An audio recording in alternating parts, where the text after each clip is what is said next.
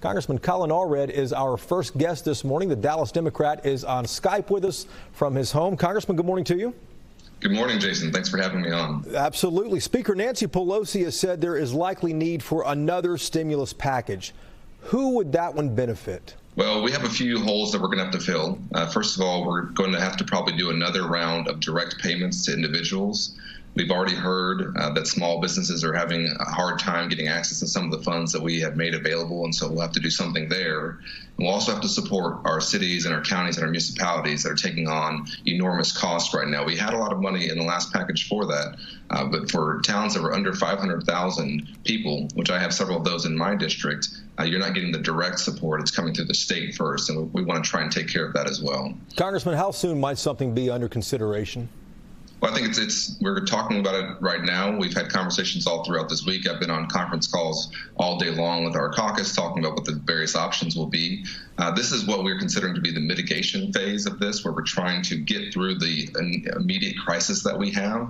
And then we will move into the recovery phase, which you've actually, I think, seen the president talk about as well, which is potentially doing something on infrastructure, trying to recover as we come out of this, and will likely be in a worldwide recession. Let's talk about this first stimulus that's out there now. It's called the CARES Act. Do you think this will be enough to keep small businesses afloat for the next 2 or 3 months? Well, the intention is to create the Paycheck Protection Program, which is hundreds of billions of dollars that we put into this program to allow small businesses to keep folks employed, to keep them on the books. And if they've already laid off those folks, they can bring them back and they can get access to this loan and have that loan forgiven. And so the idea here is to keep people paid through this immediate crisis. But if the money's not getting out there, or if the administration of the process is too clunky, then we understand that's going to get in the way. And so that's what I'm watching to see.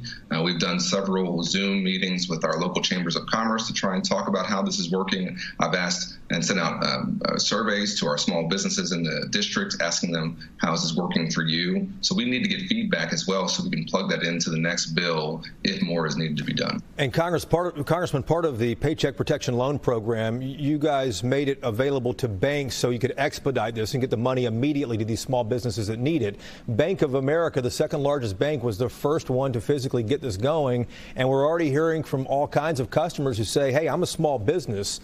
I don't have any debt, and because of that, I cannot apply for this. Apparently, Bank of America is telling us that they're only processing loans for stimulus if you have a previous loan from them. So you have to have debt in order to qualify for a loan.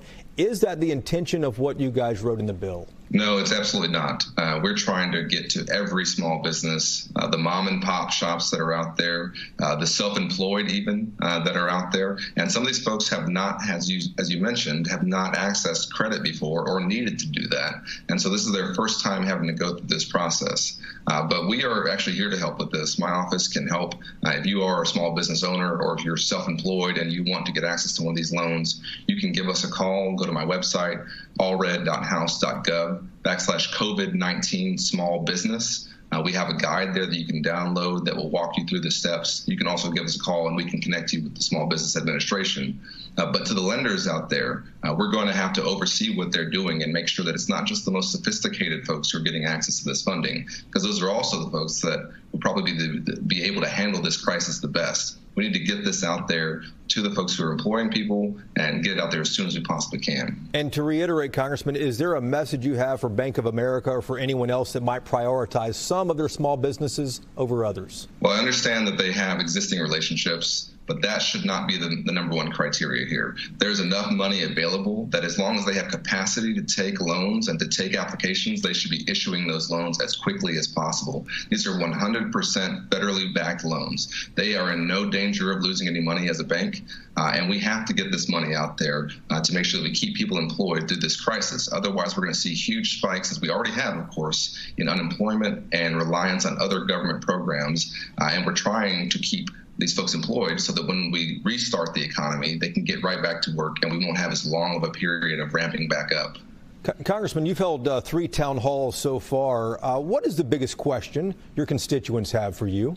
Well, in the most recent one that we had over 8,000 folks join on a telephone town hall, we got a lot of questions about the unemployment process. As you've seen, with over 6 million applications and Texas having a huge spike, the Texas Workforce Commission has been overloaded and folks are not able to get through. And we've been told by the Texas Workforce Commission to recommend that folks call or go to their website early in the morning or later in the day when the traffic is lower. That's really an unacceptable scenario. And one of the things we have discussed is making sure that we support the states that are going to be administering our unemployment program going forward. So unemployment has been a huge part of that. But there's still a lot of concerns about the actual virus itself. We're battling misinformation, frankly, Jason, on what is happening, on how safe it is, on whether or not this is really the crisis that we all know that it is. And so we're still battling that, too. All right. Congressman Collin Allred, a Dallas Democrat, thanks for being here, and stay safe, stay healthy. Absolutely. You too.